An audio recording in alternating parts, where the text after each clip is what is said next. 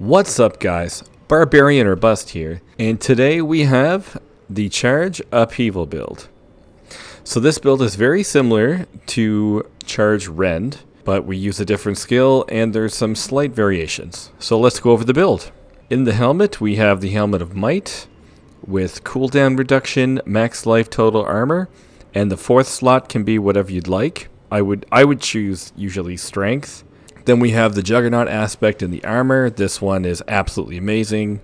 Can't say enough good things about it. I have most of my reses on my chest and my boots because I'm saving the pants slot open for Tibalt's Will, because every charge build I think would be really good with Tibalt's Will, which I don't have yet. So I have most of my reses on here, and I haven't rolled this yet because I'm looking to get rid of it. I'm going to change it. So resistances and some damage reduction, not just damage. With our gloves, we have the Edge Masters. And with this build, you really want attack speed and ranks to upheaval. Attack speed is necessary because upheaval is a very slow skill. So the more attack speed you have, the better. Critical strike chance is great, but this is an overpower build, so we don't really care about critical strike chance.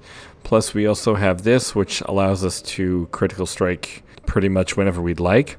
So critical strike is not really a thing for us. So there's two empty slots on this. I would put strength or all stats or overpower damage. Overpower damage over critical strike chance. And if you don't have Tibalt's Will, I have Iron Blood here. And I have Iron Blood here because you could use Ring of the Ravenous if you still have it, because if you make everything bleed, then these Iron Bloods will still proc. If you don't have Iron Blood, I would use like the Barrier aspect or any other defensive aspect that you choose. And for stats, I would still go max armor, ranks to charge. You probably don't need a total armor, so you could have a damage reduction there. And you could put all stats, or you could put a damage reduction. A couple things you can play with on that one. For the boots, we have the Weapon Masters. This is from my other build, and this just shows how many little aspects we actually need. You still want the movement speed and the 3 resistances, or you could do 2 resistances and fury cost reduction. But instead of Weapon Masters, I would use Ghost Walkers or another aspect of your choice. This one really doesn't matter. Okay, and if you don't have a Hellhammer, then I would put either Sundering Ground here, or I would put Ancestral Charge. The choice is up to you. If you're going to be charging more, I would say put the Ancestral Charge on your two-hander for that 60% damage. But these are two interchangeable spots. This one, though, you do want all stat, strength, overpower damage, and damage to berserking. Those are your 4 stats that you want on a weapon. I actually don't have maces here because I couldn't find any good maces. And these swords are amazing with the berserking and the all stat and the strength, so I just kept these in here. Same with this sword, actually. I couldn't find a good one. This is from our other build as well. But these are the 4 stats that you actually would like. So again, all stat, strength, overpower, damage to berserking. A good close second would be damage to close.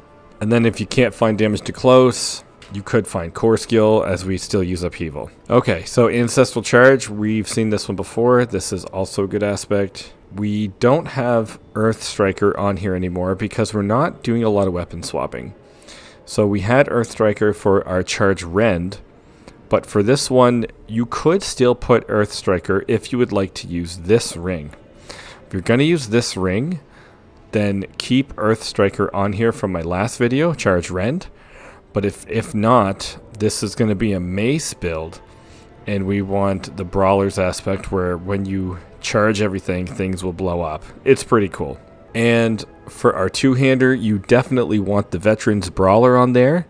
That's just too good, because where we're using upheaval, it's just going to buff your charge.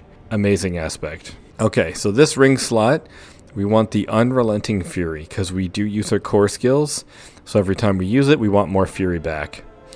And for stats on this ring, we do want overpower, damage with berserking. If you can find it, max life and resource generation, this ring, in my opinion, is pretty much perfect. If you can't find that, you could still go with physical damage as well. But besides that, physical damage or damage to close would be a good second on this ring. The red ring of Furore. So this ring is really good, A, for the attack speed, B, for the max fury, and C, for the resource generation. Honestly, this ring is really good. I absolutely love it. It is perfect for this build.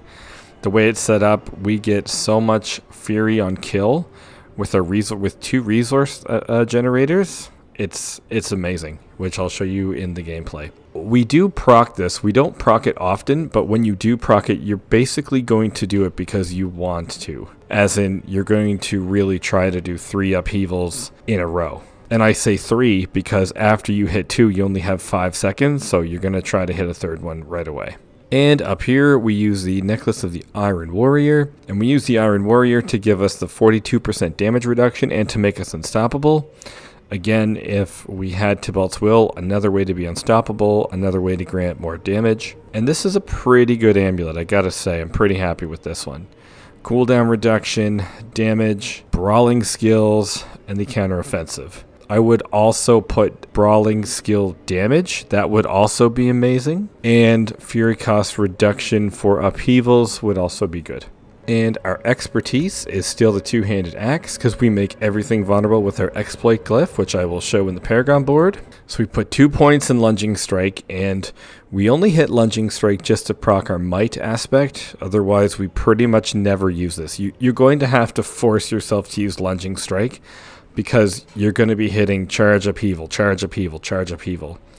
So if you are in some sticky situations with like elites, make sure to hit something with lunging strike. And then down here, we max out our upheaval, and we take enhanced upheaval, and we take furious upheaval. So what you're going to do is you're going to hit charge first, and then after you charge, you're going to get your 6 stacks for furious upheaval, and then you're going to finish them off hopefully with an overpowered upheaval from the sundering aspect. And then we're going to take 3 points in imposing presence. We take 1 point in rallying cry. We take the enhanced rallying cry just to become unstoppable for Tybalt's Will when we get that down the road. We don't need any more fury generation, and we take iron skin with enhanced, and we take tactical, so every time we use iron skin it gives us more life. Our fortify is from our construct, and it's absolutely fine. 3 points in swiftness because I like to walk faster on the map, and you max out your charge because charge is amazing. We take enhanced charged and power charge just like the other build. I think, like I said, everyone's going to take power charge. And down here we want to take 3 points in aggressive resistance because we will be berserking all the time with battle fervor, because we charge and then it will reset pretty much automatically, so this will always be up. Then we take 3 points in prolific fury with, as you'll see with the fury on kill, we get so much fury back. This is a really good combo. And then down here we take 3 points into pit fighter. These were the last 2 points that I had, and I put them in slaying strike. I think that's a great spot for them, but if you wanted to do like lucky hit for concussion, that could also be a good thing. Or if you do want to do weapon swapping, you could put them like 1 here to 1 here, maybe take out 1 or 2 points in swiftness if you wanted to try that. And then we take thick skin for counter offensive, and down here we take trifecta, heavy handed, brute force and wallop. This is amazing. I guess in theory we could take out heavy-handed, as we're not really concerned about critical strike damage. Because we have our ring here and we do critical strike, I just thought we put it in there for that because it is a good choice. But if you don't have that ring, or if you don't do a lot of critical strike damage, you could take this out, put them into concussion, or put, 2 points there, 1 point there. But yeah, a couple options there. And then we have Wrath of the Berserker. I almost never use this, which is kind of funny. I'll show the gameplay off. I don't use this very often, but it's a very good skill. And down here, we do take Unbridled Rage. For some reason, if you want to, you could turn this into a walking arsenal build very, very easily with like dual wield, then you could use either sword or mace, and then do sword or mace there. And you could also do unconstrained, because we are berserking all the time because of charge.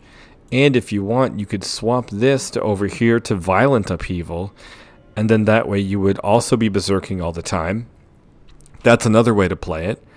But my preferred way is having this on the mace, having this on the mace, so that we proc this one all the time. And that's why we also take the Unbridled Rage, because it gives us like the big damage numbers. As you see here, our charge does like 170 to, we'll say, 206.